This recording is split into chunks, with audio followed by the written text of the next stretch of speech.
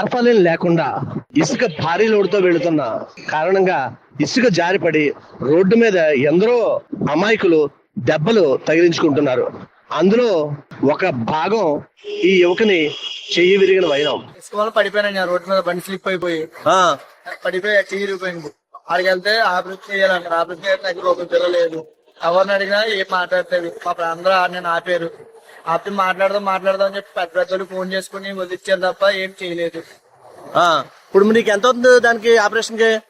Operation అయితే 15,000 కానీ మళ్ళీ టాబ్లెట్లు మెడిసిన్ అవన్నీ కలిపి మరి మా ఇంట్లో నేనే ఒక్కనే. మా ఇంట్లో మా నాని లేడు, మా డాడీ లేడు, నేను ఒక్కనే ఉన్నాను. మా ఇంట్లో అంతా నేనే చూసుకోవాలి. నేను ఆటో వేసుకుని వెళ్తాను.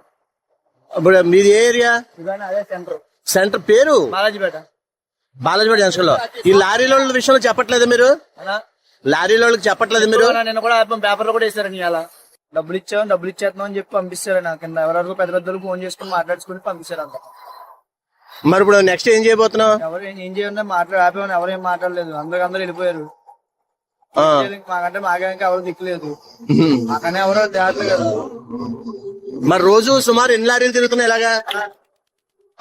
గంటకి ఎలా కాకుండా ఒక 5 లారీలు 7-8 లారీలు తిరుగుతాయని. అంటే డైలీ చాలా ఎక్కువ తిరుగుతున్నాయి. దానివల్ల చాలా మంది ఆడిపోయి లేడీస్ పడిపోతాం కూడా చూసాను నేను. మరి పోలీస్ కంప్లైంట్ అని ఇచ్చావా? డైరెక్ట్ నిన్న ఫోన్ చేసి ఎవరికి డైల్ చేసి ఫోన్ చేస్తే వాళ్ళు వచ్చారు. వచ్చి క్లియర్ చేసి పంపించారు అంతే. ఏం చెప్పలేదు సమాధానం. ఏమంటే మాట్లాడదాం అన్నారు అంతే. అంతమించి ఏం చేయలేదు.